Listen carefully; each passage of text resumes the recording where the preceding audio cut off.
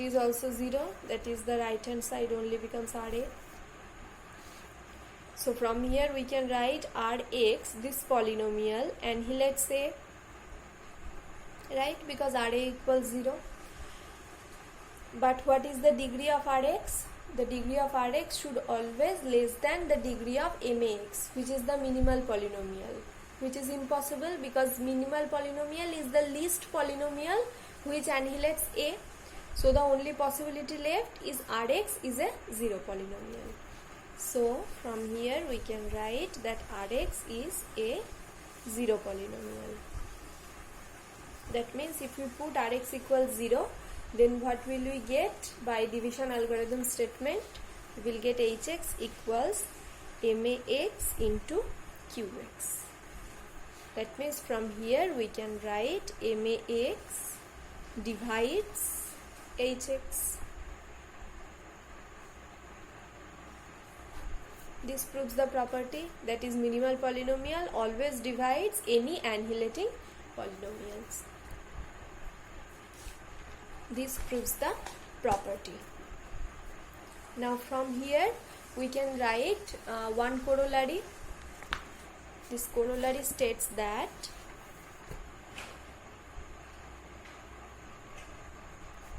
the minimal polynomial is a divisor of the characteristic polynomial. The minimal polynomial is a divisor of the characteristic polynomial. And this corollary known as Cayley-Hamilton theorem for minimal polynomial. Now let me explain it a little bit. What is characteristic polynomial? By the Cayley-Hamilton theorem for characteristic polynomial, we know that every characteristic polynomial satisfies its own, every square matrix satisfies its own characteristic equation. That means if any matrix, any square matrix always satisfying its own characteristic equation, that is for the characteristic polynomial always annihilates the matrix. And we have already just proved that the minimal polynomial will divide any polynomial that annihilates A. Now in the range of the polynomials which annihilates A, characteristic polynomial is one of them. That means obviously the minimal polynomial will also divide the characteristic polynomial, which requires this corollary. That is, the minimal polynomial is the divisor of the characteristic polynomial. And this property or this corollary is so much important, we have to use it, this result, to get the minimal polynomial for a particular matrix or for a particular linear operator. Okay, so the minimal polynomial is a divisor of the characteristic polynomial. The proof is exactly same like the proof of the actual theorem. Next, moving to the next property of minimal polynomial, or the theorem you can say. It states that the characteristic polynomial and the minimal polynomial have the same roots except for multiplicity. The characteristic equation, not polynomial. For polynomial we cannot say it has roots. We need to consider the corresponding equation. So the characteristic equation and minimal equation for A, any matrix capital A, they have the same roots. They have same roots except for multiplicities.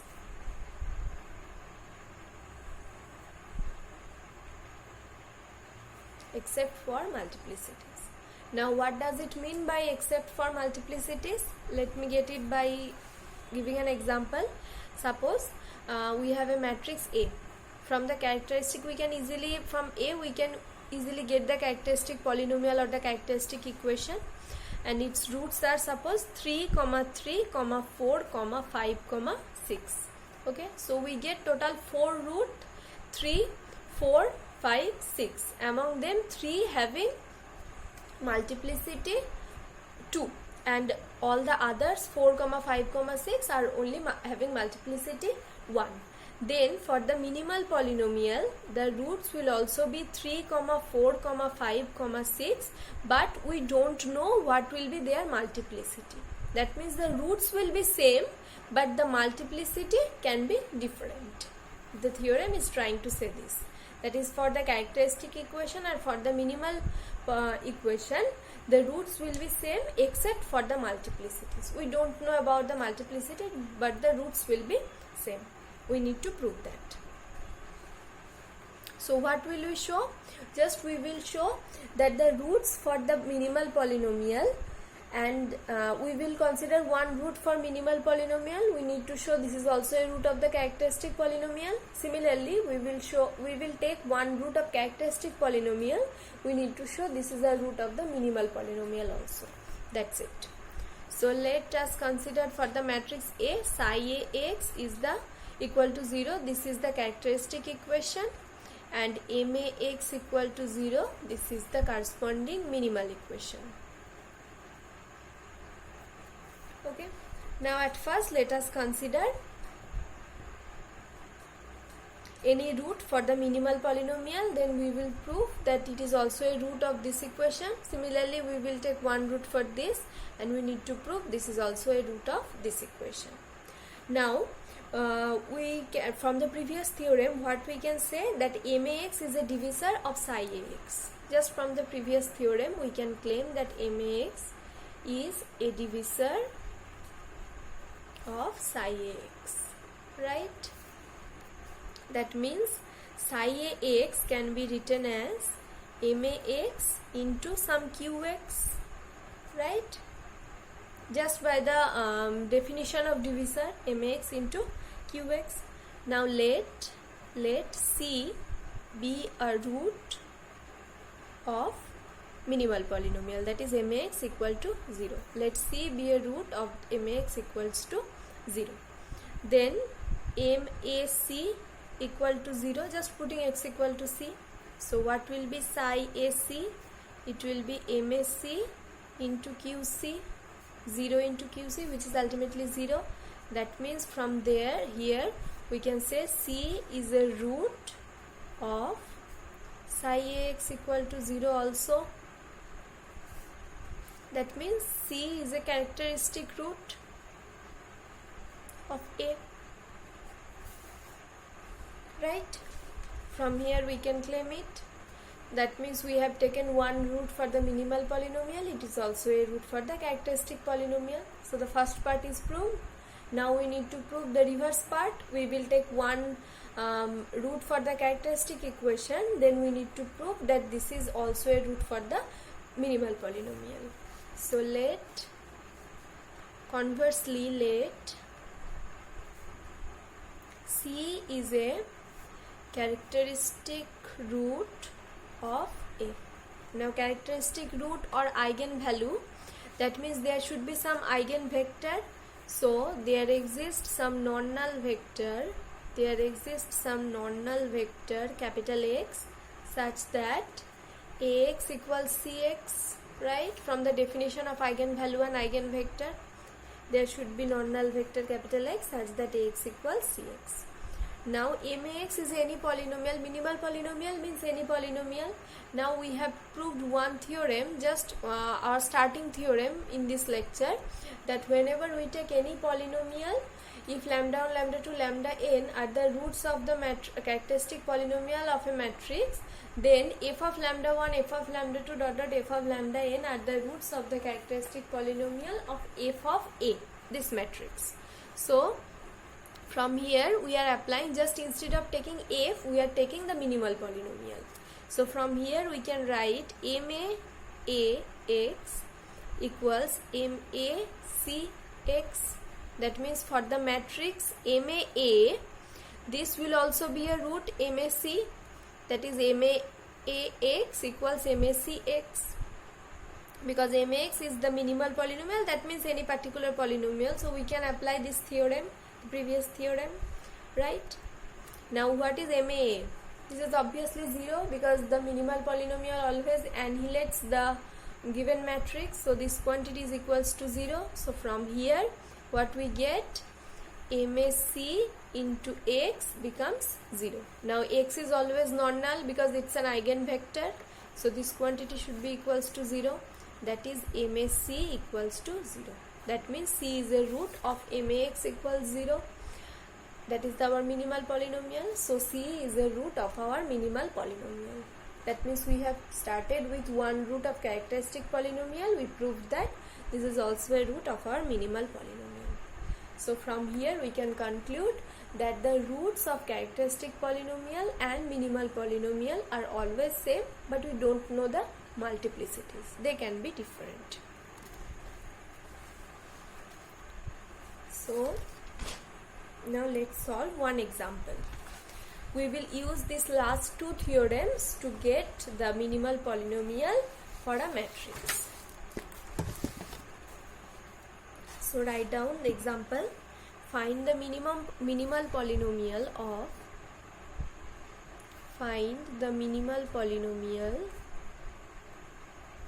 of A equals this matrix 2 1 5 7 0 2 0 4 0 0 2 8 0 0 0 5. Find the minimal polynomial of the matrix this.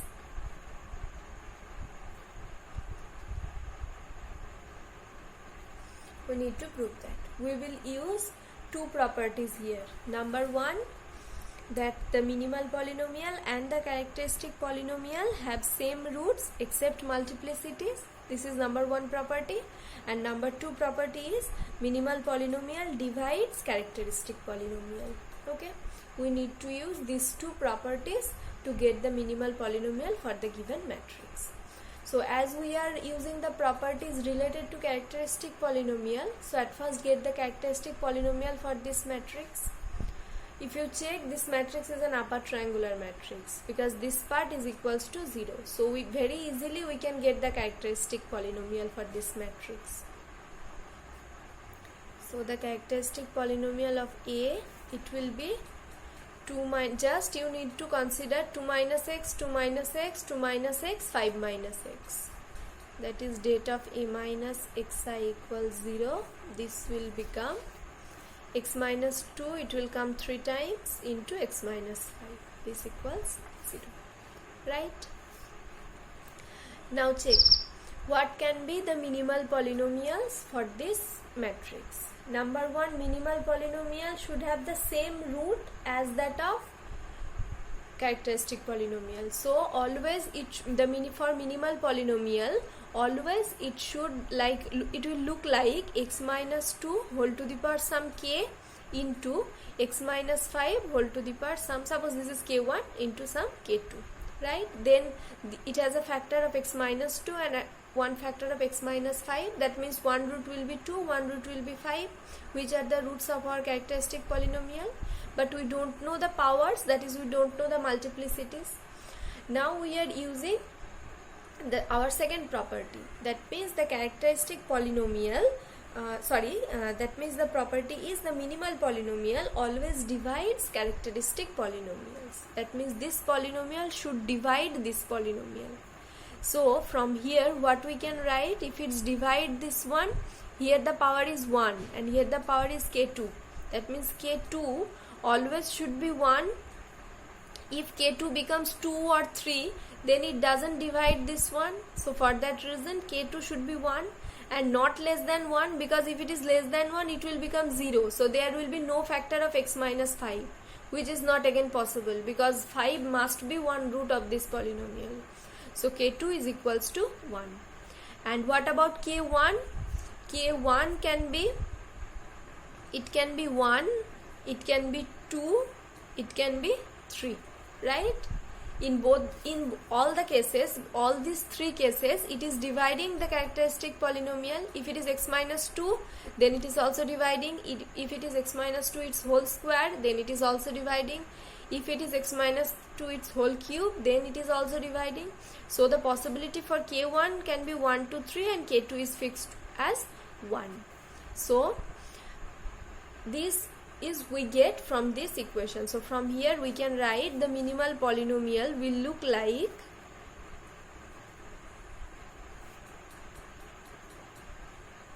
x minus 2 whole to the power some k1 into x minus 5. right? Now we need to get the value of k1. That's it. For finding the value of k1, we will apply the definition of minimal polynomial. That means, what is minimal polynomial? It means unique monic polynomial of least degree which annihilates A. That means it should always annihilate the matrix A. So if we put instead of x, if we put capital A, it should satisfy to equal to the 0 matrix.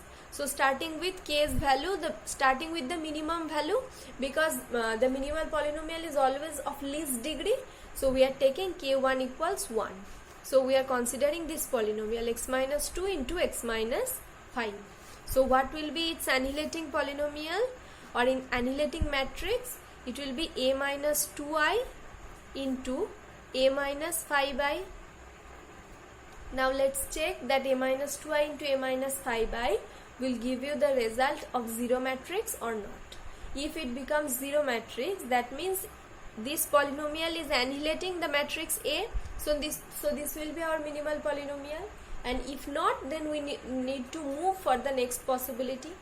So let's put the value of a minus 2i. You know A, you know I means the same order identity matrix as that of A. So put the value. What will be a minus 2i? 1 minute. This is A. Okay. So it will be 0, 1, 5, 7, 0, 0, 0, 4, then 0, 0, 0, 8, 0, 0, 0, 3. This one. Then a minus 5i. It will be minus 3, 1, 5, 7, 0, minus 3, 0, 4, 0, 0, minus 3, 8, 0, 0, 0 and 0. This one. Now multiplying these two matrix, just we need to take that this becomes 0 or not. So the first position will be this into this, obviously this becomes 0. Then for the second position, this into this, 0. Then 1 into minus 3, which is minus 3 plus 0 plus 0, that means minus 3. Now no need to calculate the other values because this becomes minus 3. So obviously it will not be a 0 matrix. For the 0 matrix, each element should be 0. We get at least one non-zero matrix. So this is not equal to 0 matrix of 4 by 4 order. Okay. So from here we cannot say that k1 should be equal to 1. K1 is not equal to 1.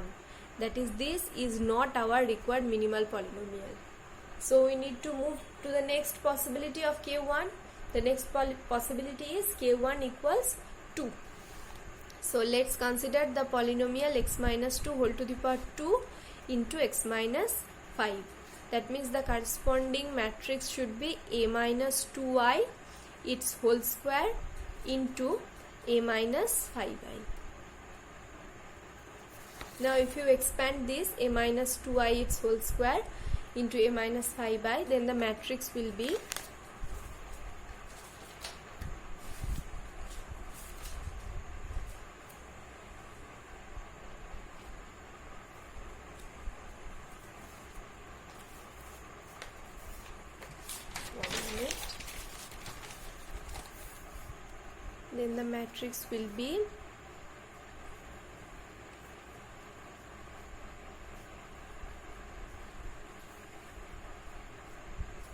this one is a minus 2i its whole square into a minus 5i.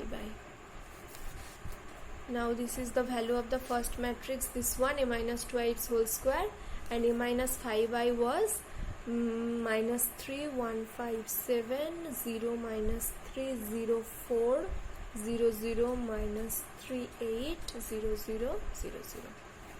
Now if you multiply this two, this one and this one, obviously becomes 0.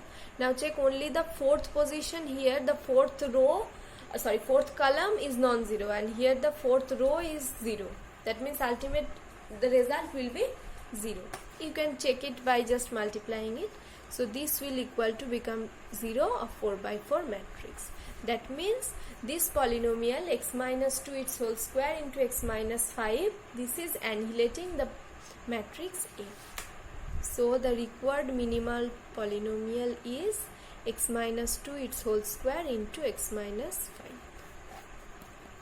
Okay, so this is how we find out the minimal polynomial for a matrix, just considering two properties with the characteristic polynomials.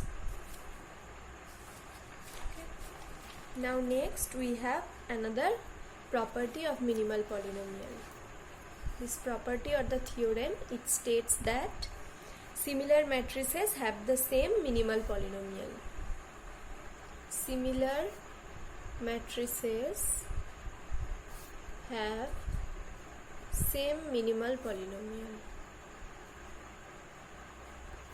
We need to prove that. We already proved in the chapter of eigenvalue that similar matrices have the same characteristic polynomial, and the result is true for minimal polynomial also. We need to prove that. So let's take A comma B be two similar matrices. What does it mean by similar matrix? That means there exists some non-singular matrix P such that B can be written as P inverse AP. Okay. Now starting with P inverse AP its whole square. So it will become P inverse AP into P inverse AP. This becomes I. So become P inverse A square P. Right? Just by applying similar procedure, what we can write? P inverse AP whole to the power k, where k is any positive integer. This will become P inverse A to the power k into P. Okay, we will use this property later. For any positive integer k, we can claim this one. Now let us consider fx equal to any polynomial of degree r. Let us take as x to the power r plus a1 x to the power r minus 1 plus dot dot plus ar minus 1x plus ar. Let us consider fx be any polynomial of degree r.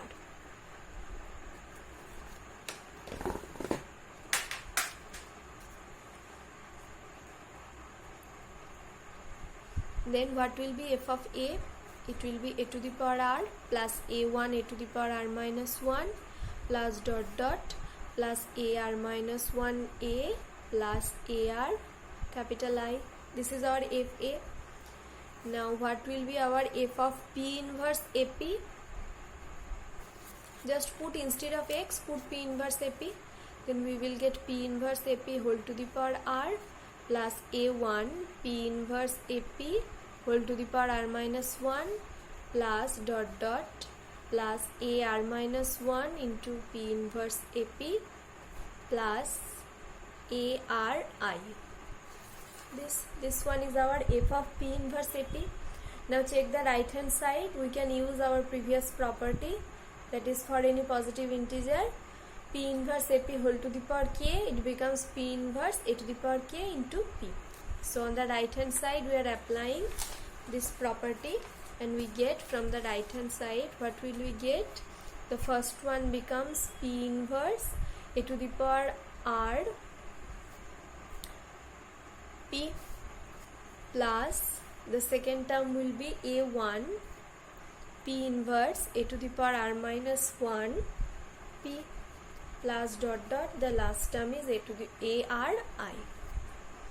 Now taking common P inverse from the left hand side and P from the right hand side, then we will get P inverse in bracket A to the power r plus a1 A to the power r minus 1 plus dot dot plus ARI and P. Right? You can say that for the last term there is no P or P inverse. How can you take common P inverse or P? Because if you write it as P inverse P, this I, write it as P inverse P, then take common P inverse from the left hand side and P from the right hand side. Things will be adjusted. So this is what we get. Now this is equals to f of P inverse AP. That means f of P inverse AP equals this whole quantity. That is f of B equals, now what is in bracket? This is our f of A. So P inverse f of A P. Right? Now P is a non-singular matrix. That means f of b will be equal to 0 if and only if this f of a is equal to 0. That means if fx annihilates a, if and only if fx annihilates b, so the polynomial, the least degree polynomial which annihilates a, if and only if it is annihilating b. That means the minimum polynomial for a and b both should be same. Okay, that's it.